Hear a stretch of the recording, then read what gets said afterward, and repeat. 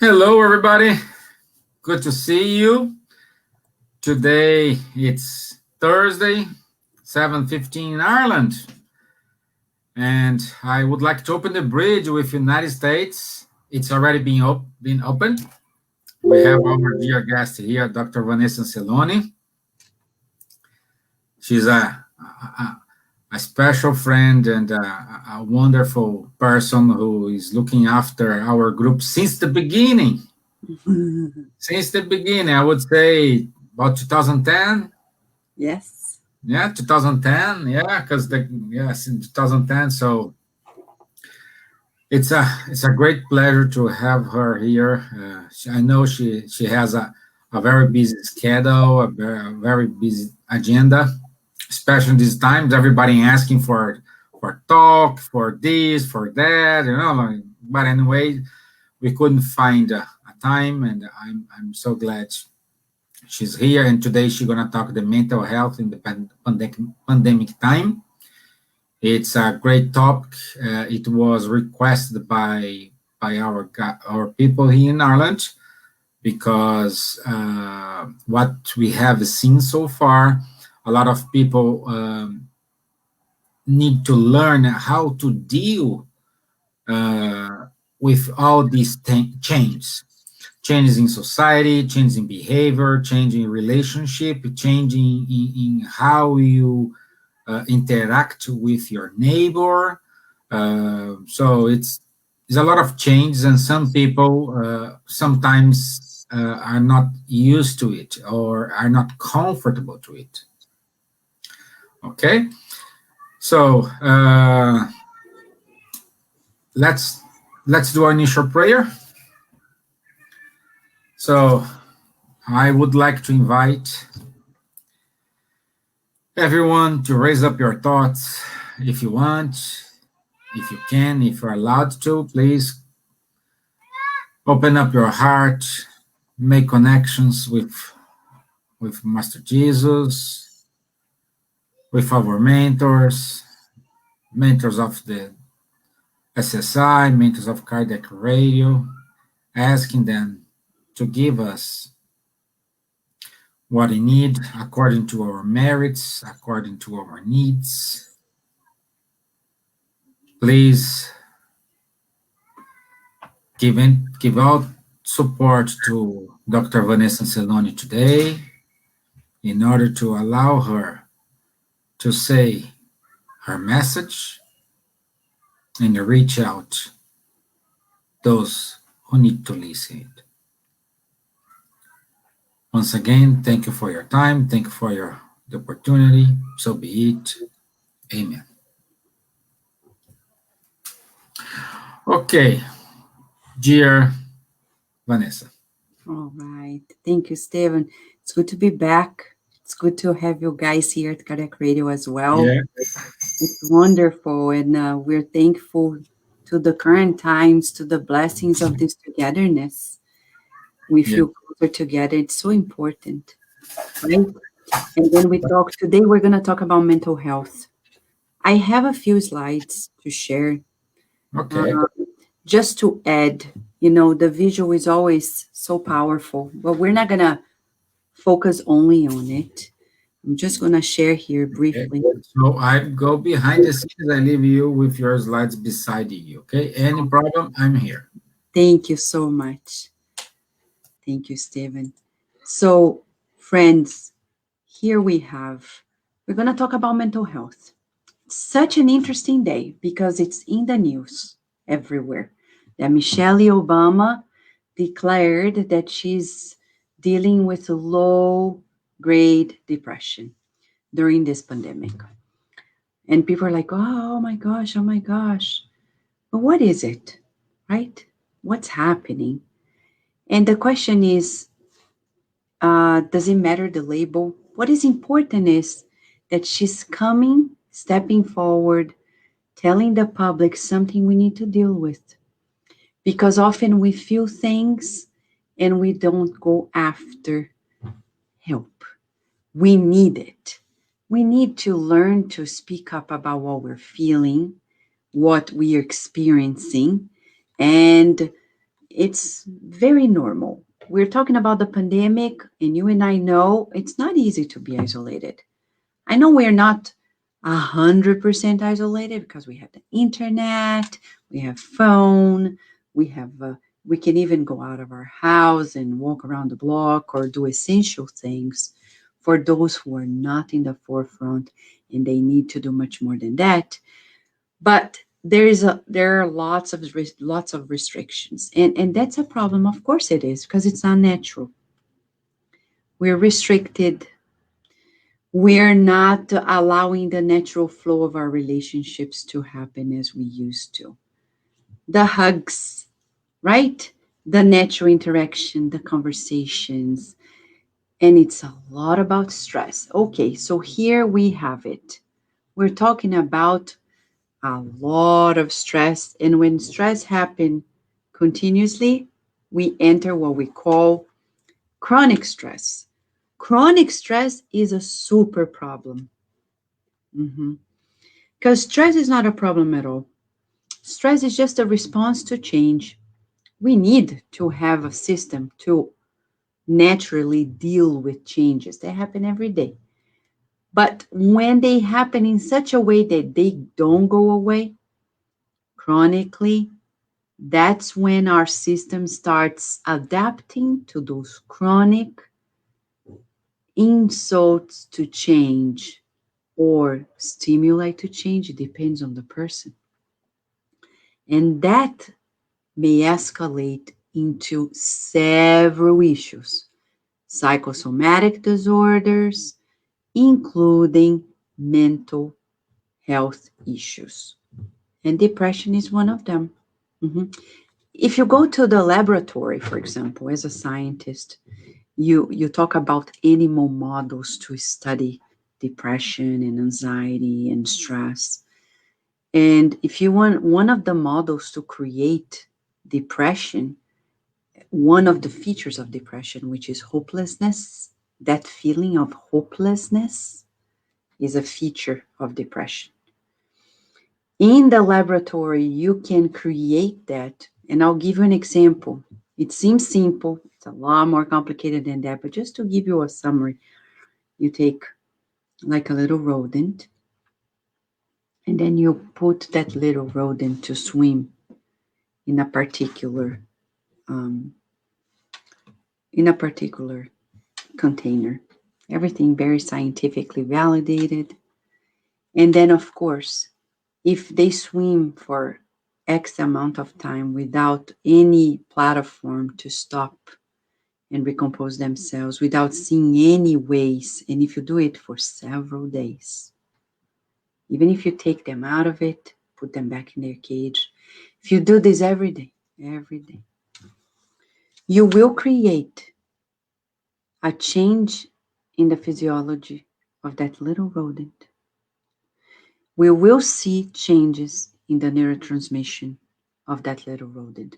We will see changes also in the way the brain responds to many other different stimuli, showing to us that the body adapts. So you and I, before we begin talking about mental health, we need to talk about adaptation. We are learning beings. As learning beings, we work around adapting ourselves to survive. But we are also able to adapt into difficult scenarios.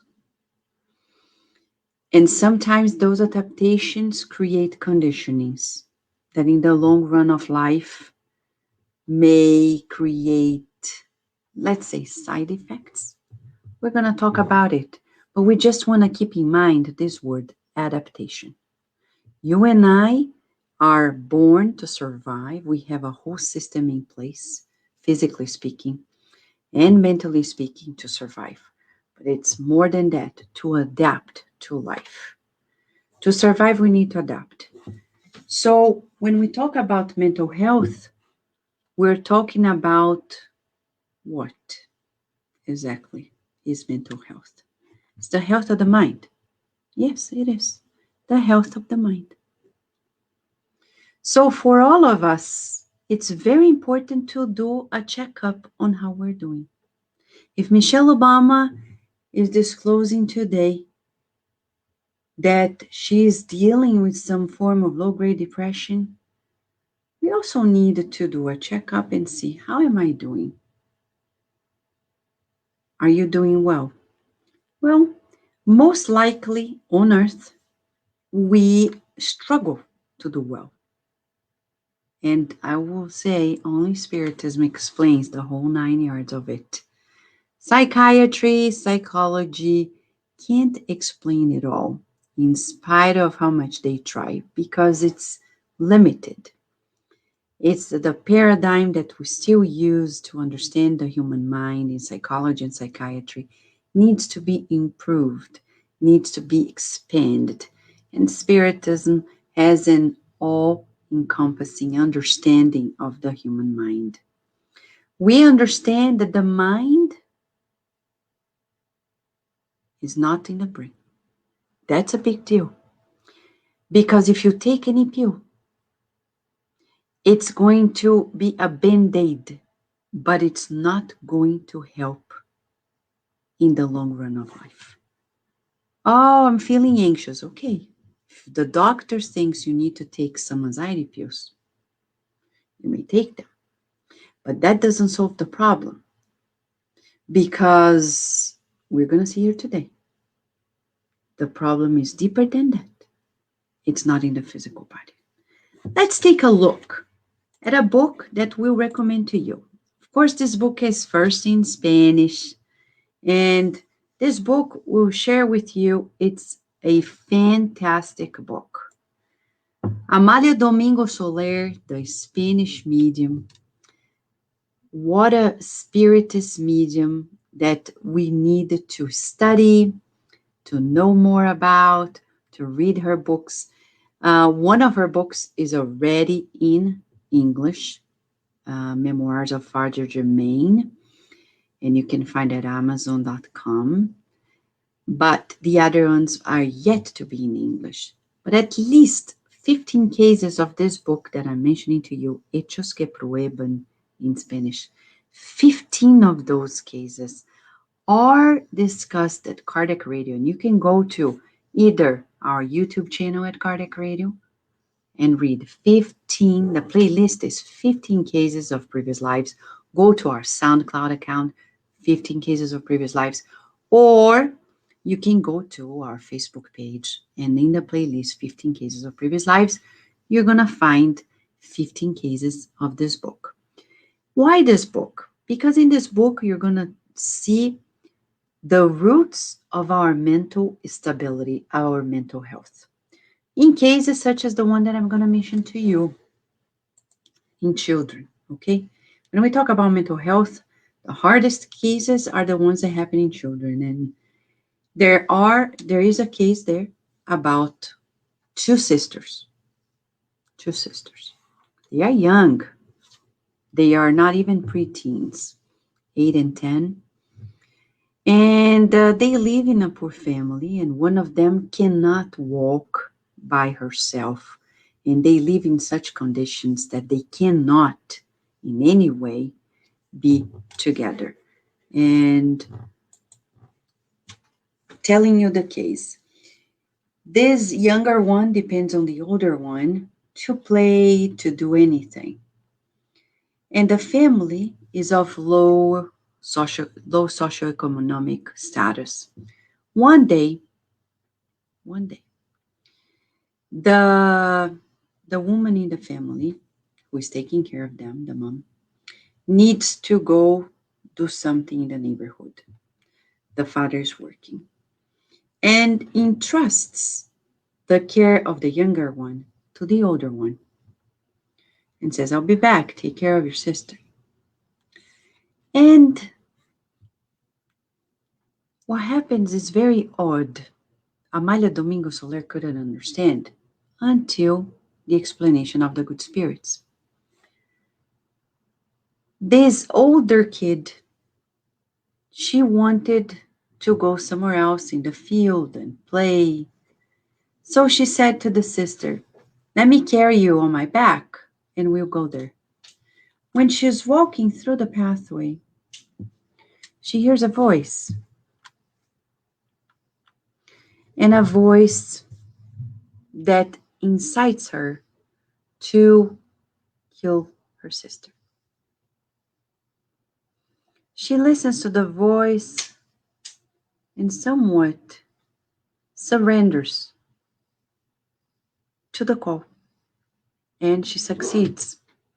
When the parents came back, she was repentant, but she said, "I heard a voice. What happened?" I'm cutting short on this dramatic case, but it's real. It happens on earth sometimes. Why did it happen? We want to know. Amalia Domingo Soler consults the spirits and asks, "What happened here? How come?" And then, of course, the spirits are very thorough. They say, "Well, it didn't happen overnight. The parents didn't pay attention to the signs." So this is a note for us. Mark it down. Chapter 14, item 9 of the Gospel According to Spiritism. St. Augustine is going to say, keep an eye on your children. You see from the very early stages the tendencies of previous lives. And do as the good gardener does. Go there and trim the shoots before they become big and difficult to get rid of. The parents didn't pay attention because sometimes we're so busy, we are not attentive, and they didn't pay attention. But it was already coming that there was this love and hate relationship between the two, which we think is so normal, right? People say, yeah, siblings fight, siblings fight. But it tells us about our level of evolution. You can't imagine Jesus fighting as a child, right? But if we do, it's because we need to be educated to be less argumentative, less combative, less aggressive. So siblings fight is natural in our world, but we need to trim it down to a more Christian-like proposal. It's very important. In this case, Amalia Domingo Soler receives the clarification from the spirits that they had this love-hatred relationship, plus there were entities from previous lives that didn't wanted to avenge both. And in order to avenge for previous lives' reasons, by making one kill the other because of previous lives' reasons, they would succeed. And in a way, they did, because now the girl who killed is going to be punished.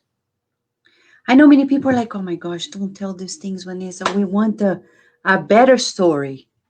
No, but this is a real story. A story that really happened. A story that really comes to these mental illnesses that happen in the world. And it doesn't happen only in adults, it happens in children as well. It's very dramatic, very difficult. Prevention is always the best. It's always number one. So we need to understand what's on the behind the scenes of it. We mentioned here reincarnation. We mentioned obsession. But is that enough? Hold on a second. We'll tell you more cases. Let's come here back again with some of the slides and share more information here with you, okay? Let me see if I can have the slides on. 1 second. Okay. Thank you so much. Now, we'll tell you more. I just give you bits of the case. Well, let us go a little deeper. This is a little outdated, of course, but imagine the World Health Organization says that more than 500,000 people are experiencing severe mental health issues. And this is about the severity of it all. It doesn't mean everybody's screened. It doesn't mean that everybody is being taken care of. This is the little that we know. And of the many types, we have schizophrenia, depression, alcohol dependency is considered mental illness. Yes, if you are a person who need to drink every day, even if it's a little bit, you are dependent on that, and that certainly qualifies as well for some form of watch on mental health.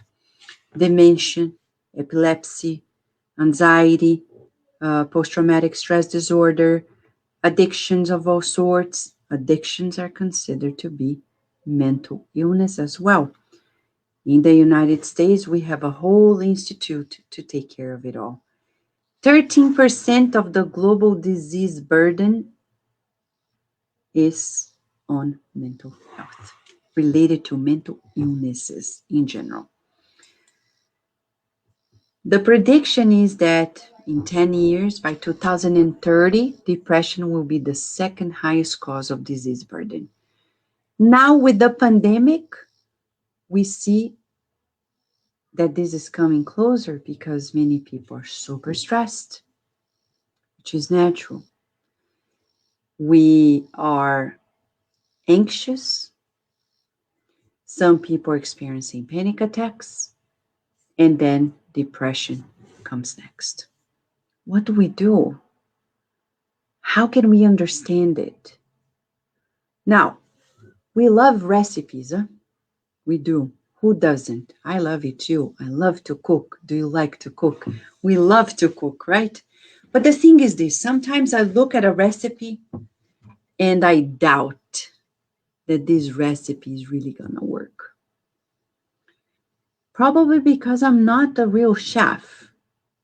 Because a real chef would look and say, oh, this is gonna work. Actually, I will add even something else or get rid of this or change this.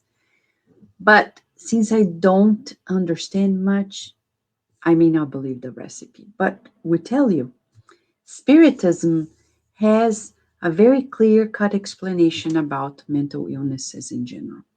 We don't want to be simplistic. But if we want to go to the root cause of it all, where is it? Is it in the brain of the physical body? No. Some people nowadays are talking about the gut, bacteria in the gut, and how it affects our neurotransmission and how it affects our mood disorders. Yes, they are correlated, but where is the root cause of it all? Where does it lie? Certainly not in the physical body, because no two depressions are alike.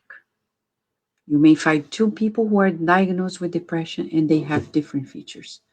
So, and even the medication may not work the same for them because the root cause is not in the body. Where is it? Now we're going to ask Spiritism, the Spiritist science, to lead the way. There is no other way because right now we're very limited. We can talk about neurotransmitters, we can talk about environmental things, upbringing issues, emotional issues. Yes, they are factors that really belong to the equation of mental health. We think of mental health as an equation, environmental issues, upbringing, neurotransmission, etc. Yeah, it affects. But the key factor, what's the key factor? Where is the key factor? Now, we're going to talk about the real deal, okay?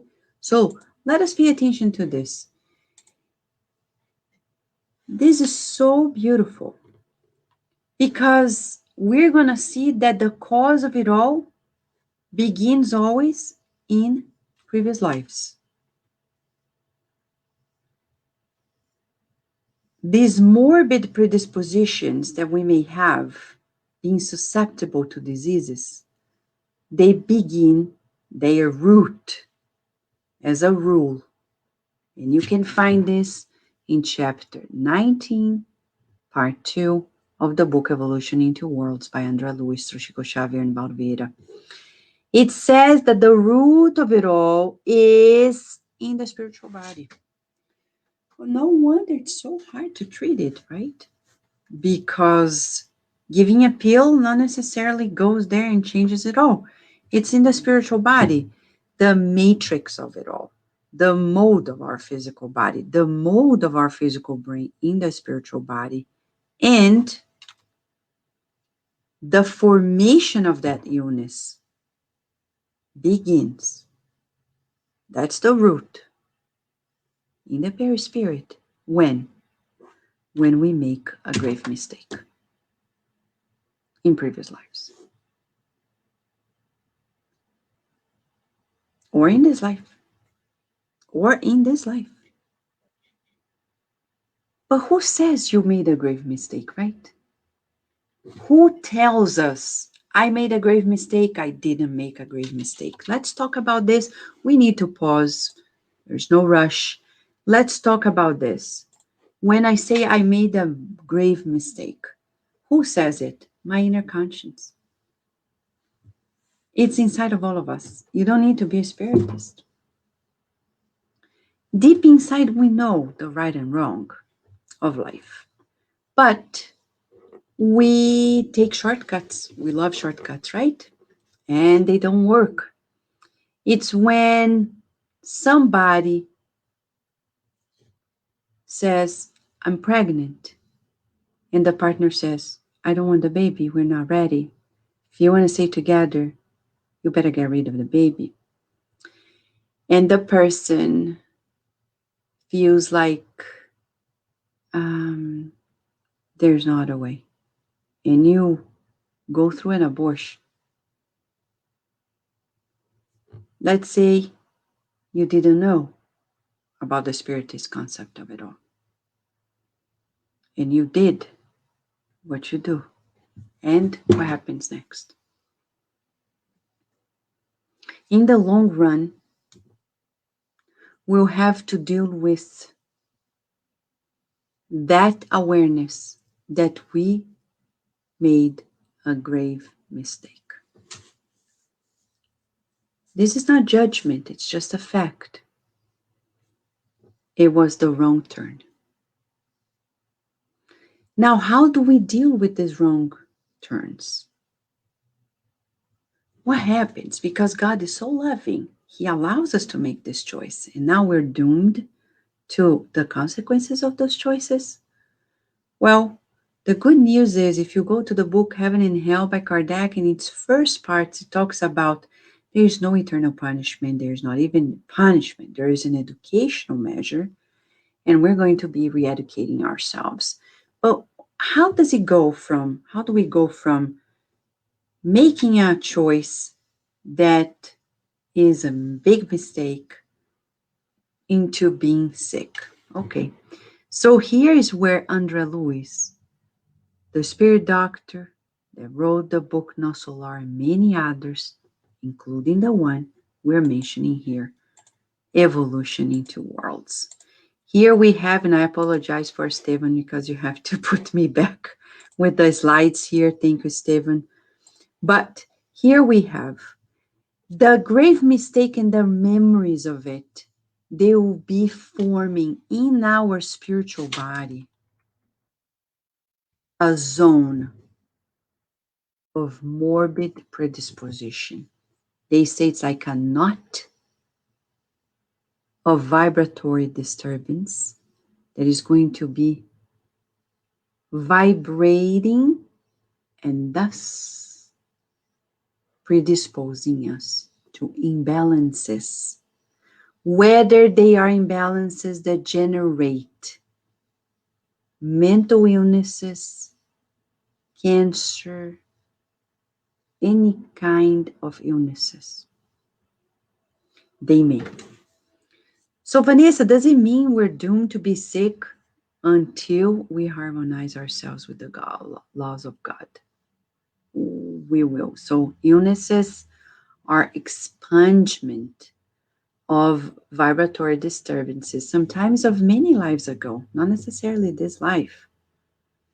And only when we're capable of expunging those knots of vibration through the physical body. That's why we need to reincarnate as well, to reharmonize ourselves. It's like the physical body is helping us beautify the spiritual body, the perispirit, that has lesions, fractures, cracks, and I say this quote unquote, because of our choices. Mental illnesses are within this realm. So, am I born susceptible to depression? You may, not necessarily because of a parents. No, when we talk about genetics, the parents don't pass on anything that we don't attract ourselves. This is very important. I see parents who are so guilty, they feel so guilty that their children are sick, that they inherited something from the parents physically, genetically. But our children are not going to inherit anything that doesn't belong to them. Because we are magnets. Our minds attract the gene pool that we need. You can read more about it in the book Missionaries of the Light by André Luiz through Chico Xavier. The whole case of Segismundo, how they planned his reincarnation. And then it's clear cut to us that nobody's going to attract a gene pool that we do not need. We only have the body that we need, not that we deserve. We have the family that we need, the body that we need. We're born in the place that we need. Not necessarily that we deserve, because we all deserve the best, because we're children of God. We do. But because God is educating us, we need this family, this body,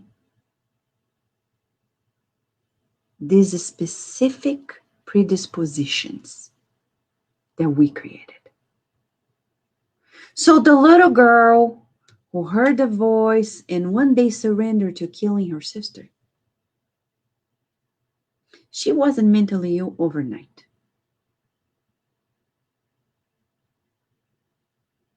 She had this imbalance. But in our society, we overlook so many things. And parents, we parents need to do a better job at parenting. Of course we do. We need to be more attentive, more diligent, prepare ourselves better for the function of the role, which is the mission of all missions, to be a parent.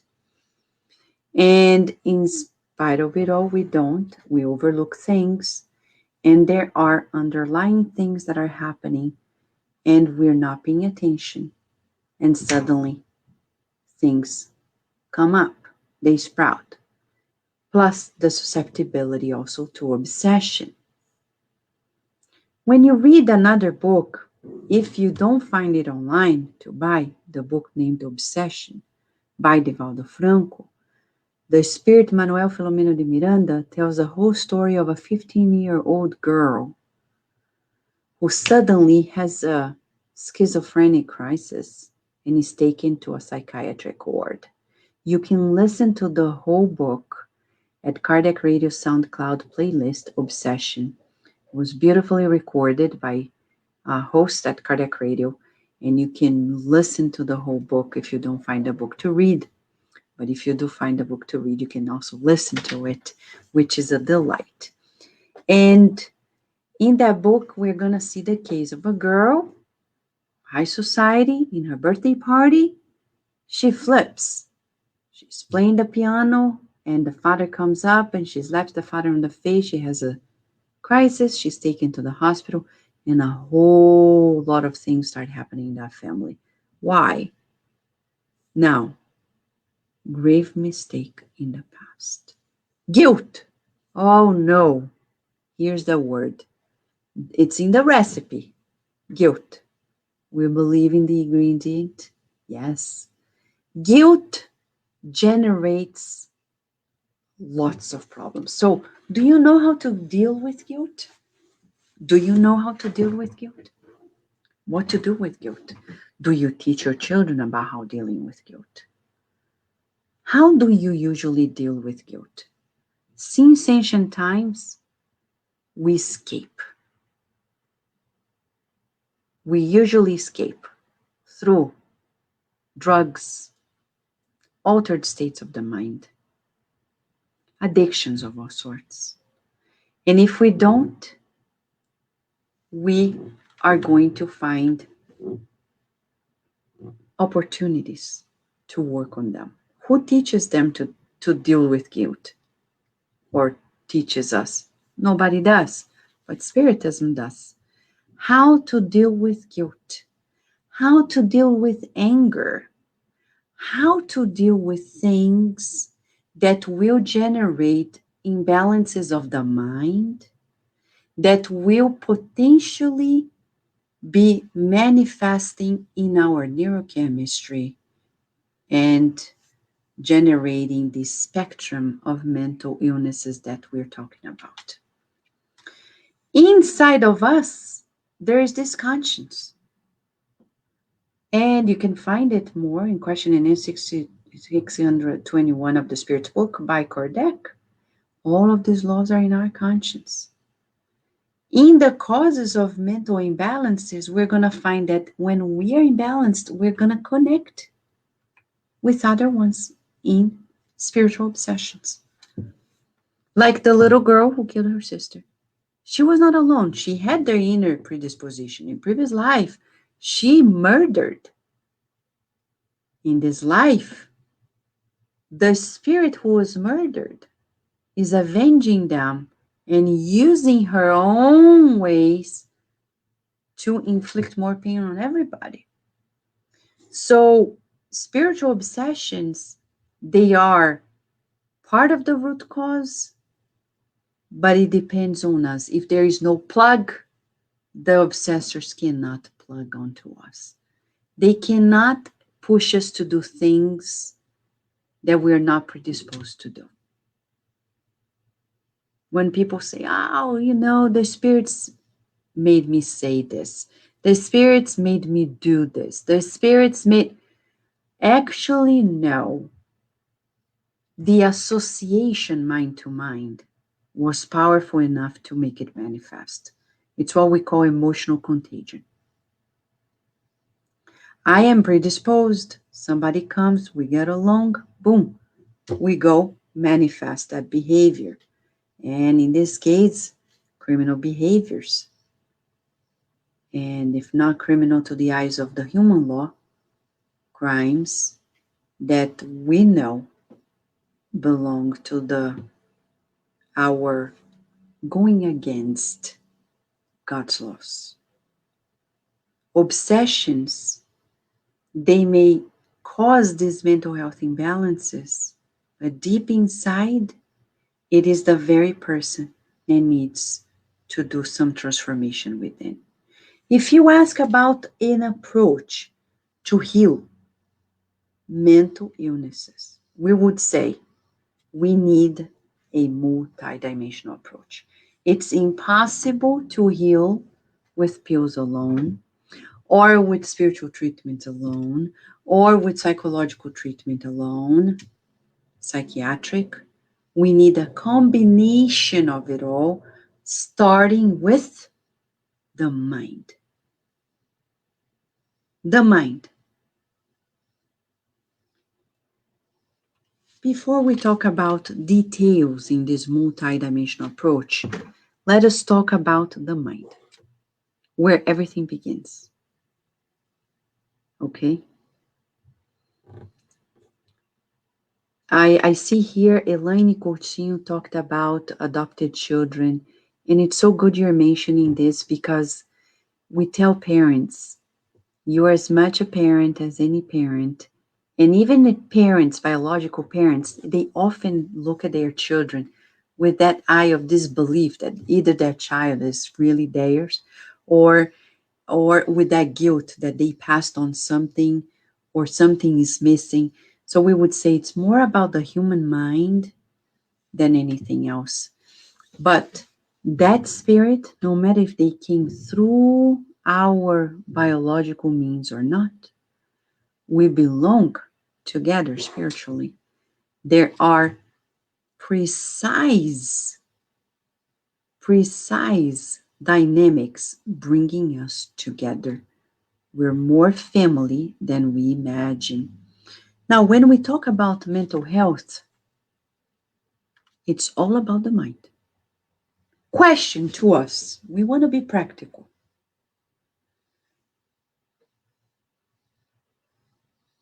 Do you pay attention to what is happening in your mental field? What do you mean, Vanessa? What do you often think every day? What do you often feel every day? I don't know, so many things, but there's a pattern. Take some time to write down, to observe. What are your constant, most common thoughts and feelings? Because if we don't make that inner assessment, we're going to be like a boat in the middle of the ocean of life, and things are going to happen without our will. And I say, quote unquote, without our will, meaning our will is laxed. A good exercise is take a piece of paper and some color pencils and write my mental field. Draw whatever comes to you. Doesn't matter if you know how to draw professionally or not. Draw. Use colors. If you don't have color pencils, you can use just pen or pencil, crayons, paint, whatever you like. Draw your mental field. And by drawing the mental field, don't analyze anything. Just put it aside. Look at it next day. See what happens, what you're seeing. If you want to do this more days, you can. But observe what's in there. What do you see in that mental field? Are you seeing? Is what you're seeing positive, negative, constructive, or destructive? Now, this is key for us to identify whether our mental field is filled with constructive ideas or destructive ones. Majority of people on earth, they cherish a lot of destructive ideas. I'm not good enough. People are more capable than me. And it's always about self-doubt. And even the doubt, we project that doubt in others too. And then we become sarcastic.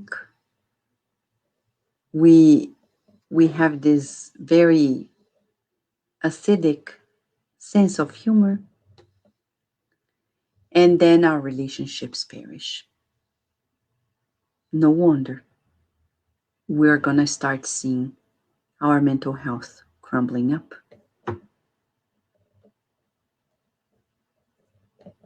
When the other day, in another study, we mentioned that at the core of depression, there's a lot of anger. Some people doubted it. Today, listening to the reports by Michelle Obama talking about how she developed this low-grade depression, she says, I've been so angry at seeing the protests and the irony of our administration not doing much, etc. See, anger. And our hopelessness in not being able to conquer it all. We don't want to be simplistic. But it's clear to all of us that the root cause of our mental life, mental health, it's our mental life. And if we want to step forward into adjusting it, the number one thing is awareness.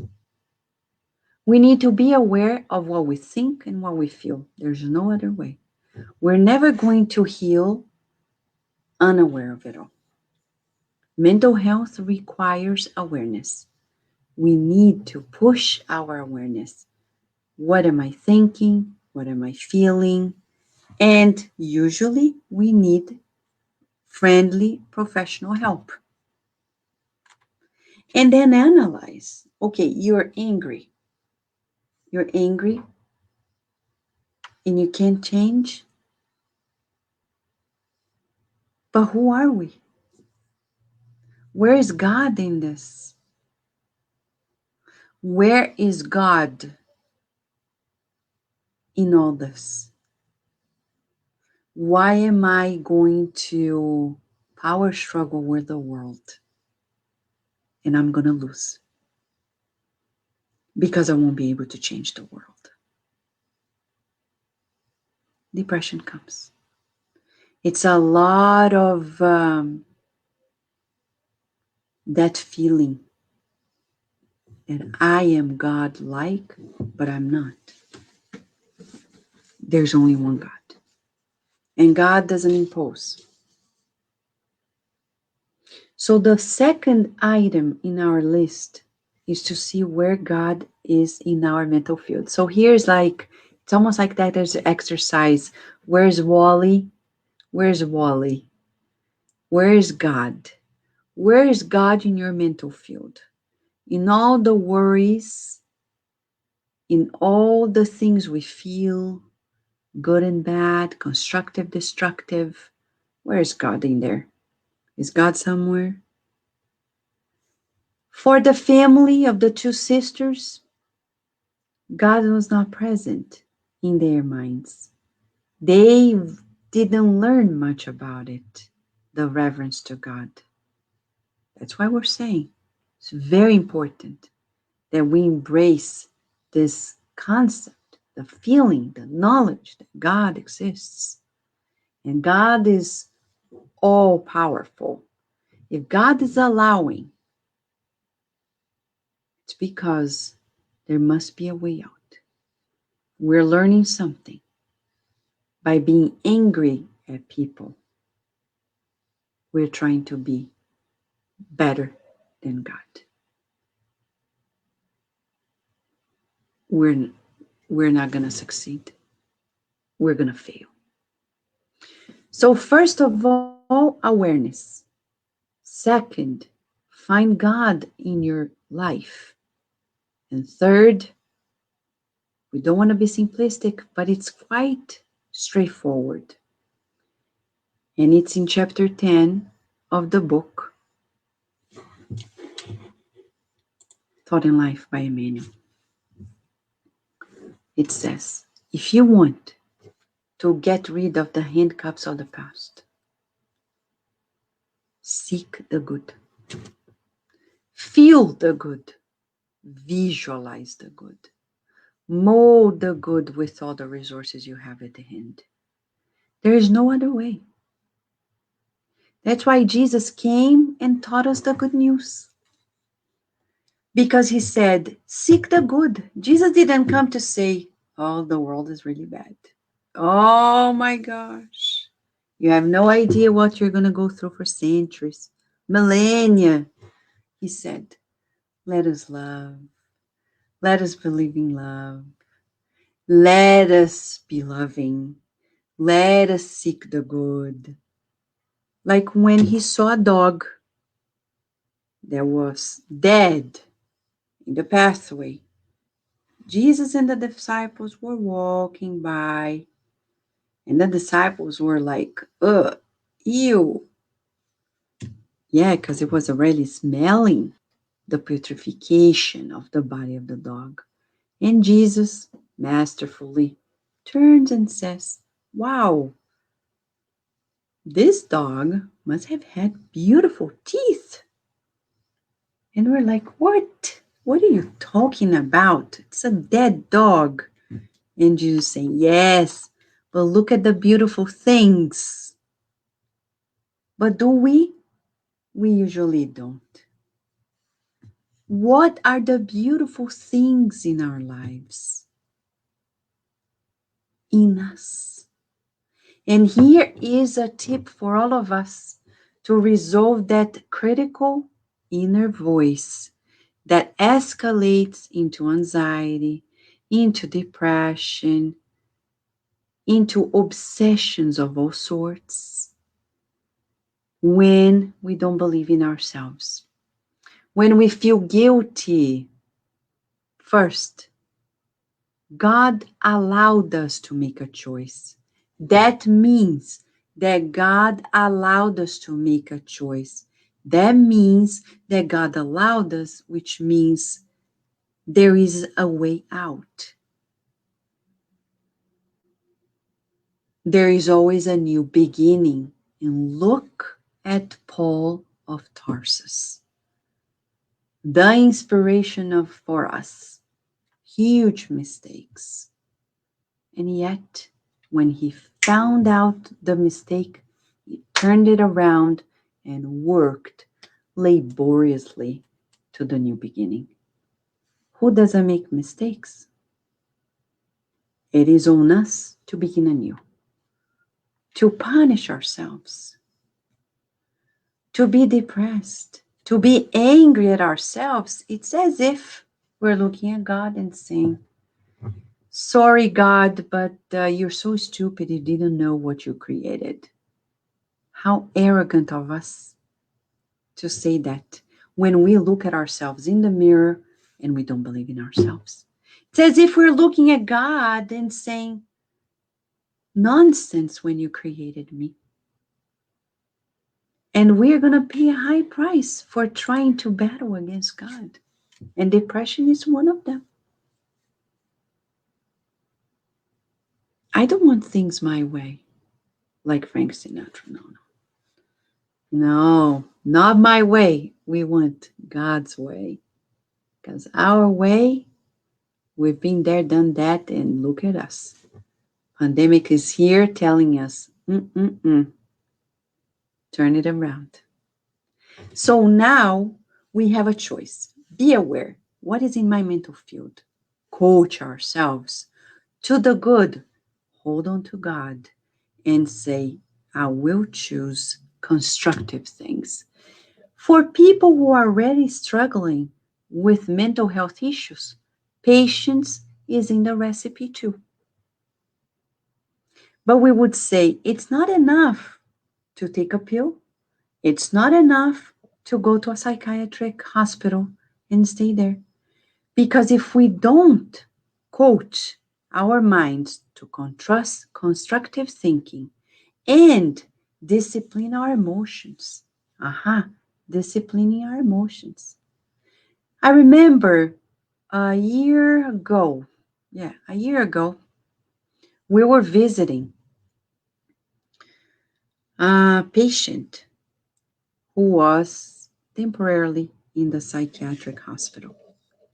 While waiting, we listened to the case of a family nearby who was visiting one patient. And this patient was angry. And the family was trying to calm her down. And she was saying, no, I'm not going to forgive him. I'm not going to forgive him. Okay, now we understand why we are there in the psychiatric hospital. Cleansing the hearts.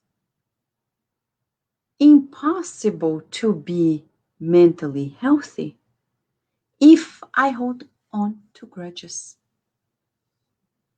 If I justify my resentment. If I keep feeding my guilt. So we need to help our family members and ourselves whenever we are in that state of the mind to conquer new renewal of emotions. Pick your emotion. You can choose your emotion. People don't teach us, but it's possible. You choose I'm feeling sad. Okay.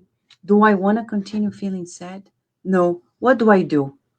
Well, say a prayer. Count on your guardian angel. Do something for others, because when you help others, without charity, there's no salvation. When we help others, we're going to encounter a new oasis for our mental health. Bathing in new waters of kindness, of friendship, of gratitude, of joy. So, thinking less of ourselves is also a way to be constructive. Too much of ourselves creates mental illnesses too. So, the recipe has three main elements. One, we will repeat.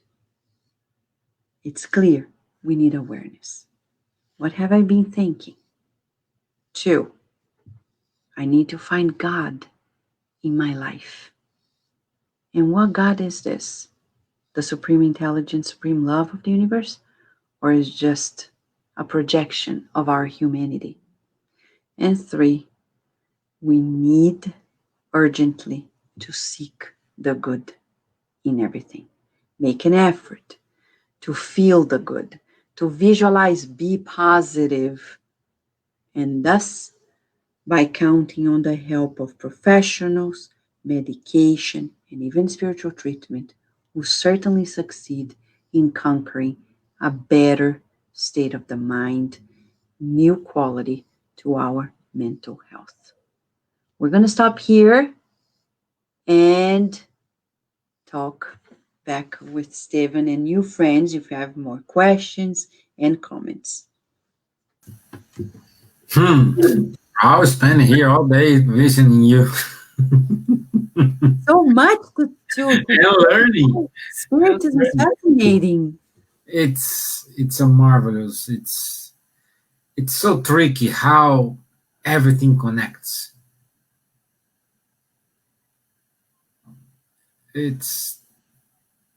But what do you say for those who, in this moment, perhaps they lost the family, a member of family for the COVID, and they are blaming God. And they are angry at God. Mm-hmm. You know, the loss of a loved one, Stephen, is considered in psychology a high stressor. Mm-hmm. And for us in Spiritism, we understand the feelings of separation, sudden separation. It's natural. We shouldn't fight against it. You need to cry, we would say, cry. Cry. Yes, wash. Sometimes I tell people, you didn't invent the tears. If you don't allow the divine tears in you to roll out, you're not going to cleanse your heart. So cry. It's okay. Cry, cry. Turn on the shower. Cry underneath the shower. Allow those waters to shower away. But in prayer, we would say, Stephen, pray that God help us heal that pain.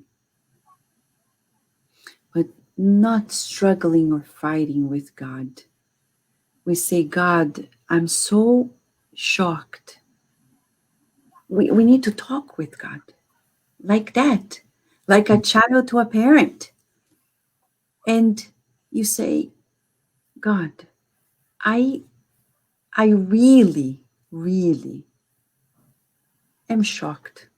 I don't get it. I didn't see it coming. But you know the way. Please help me. Help me heal this pain. Help my family, our family here, understand all of this. We trust in you. So that's the thing.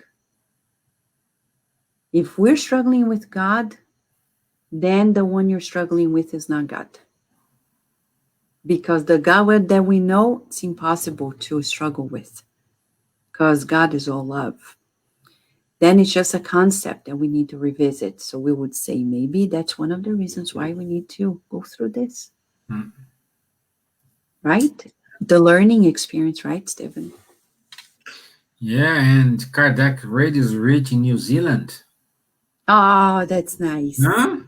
Enough. We are reaching New Zealand, so it's so wonderful. Yeah, everybody agree with me. I could listen to you all evening, Vanessa. So I wish I could be here with you guys all night long. So yeah.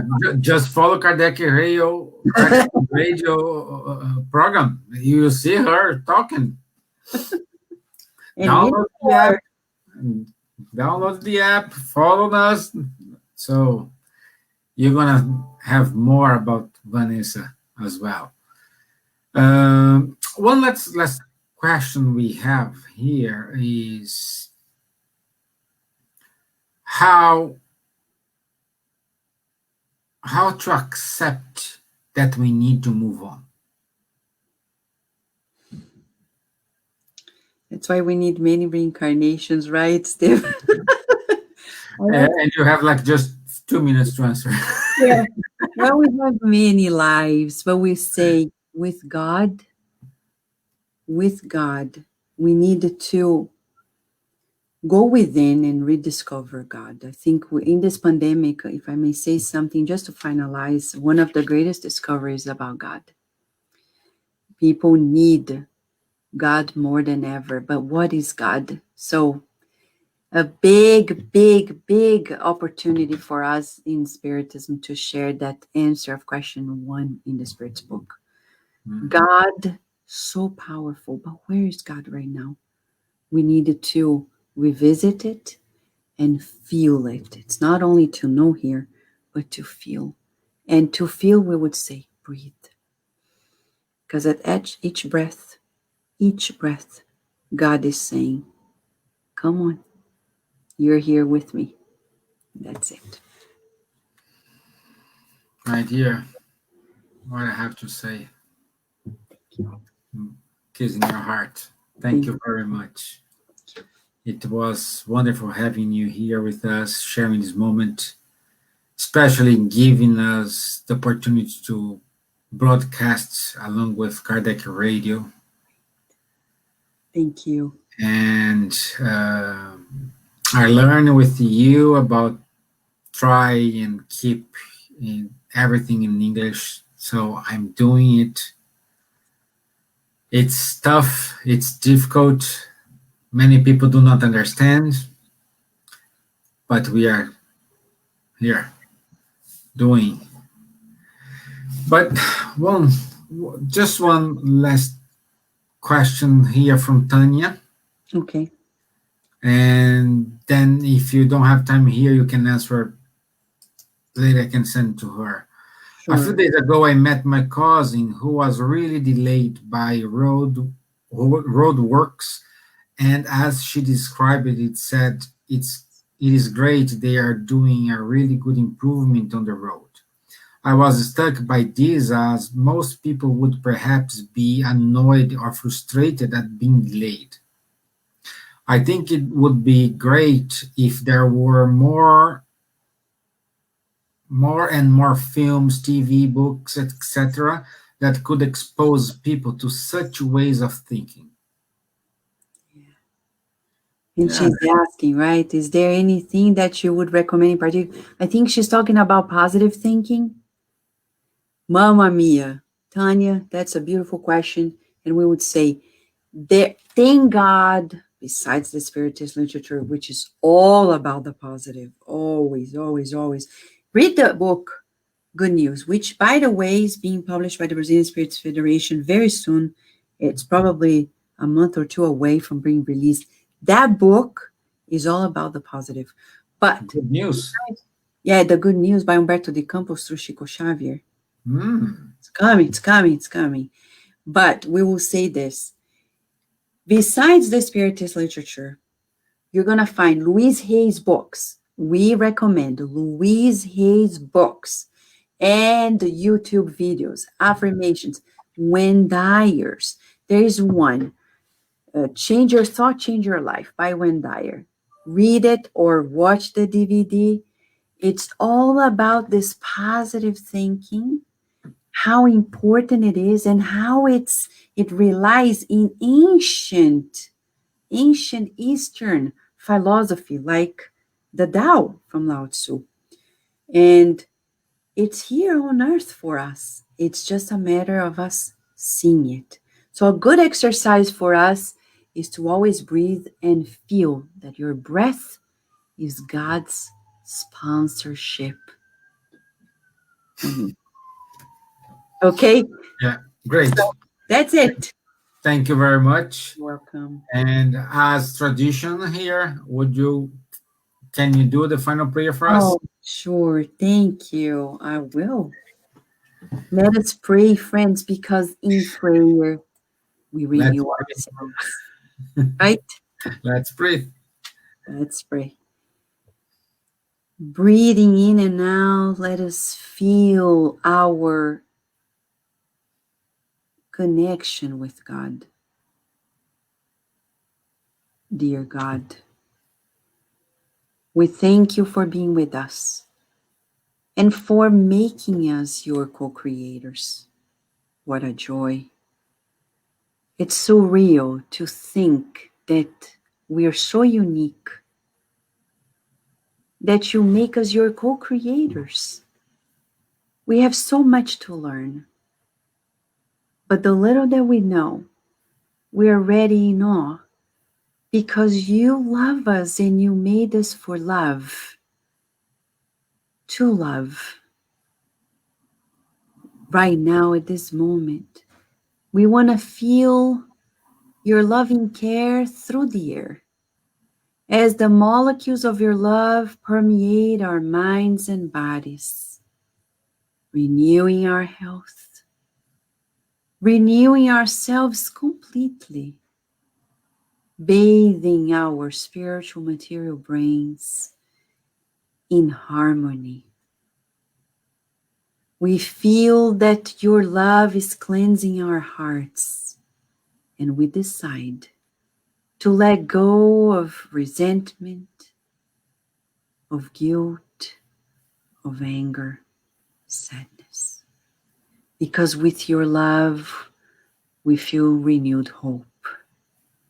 We feel your protection and the certainty that life is wonderful. When we cry, we are just washing away what we can't handle. But we believe in you. We know of you. And we know that with you, everything is possible. Please keep blessing the Spiritist Society of Ireland and their beautiful efforts in sharing the good news to the world in the language that reaches so many hearts. We want to visualize right now the whole world being enveloped in these loving vibrations that are now being showered upon us. And at each smile, a new opportunity of creating with you, co-creating with you, the kingdom of your love on earth. And so be it. Amen. Thank you, my dear. Thank you very much. Thank you all people who are here with us today. I'll see you next Tuesday. So stay tuned. And once more, Vanessa, thank you very much. Thank you. Thank you. Have a good evening all. Bye-bye.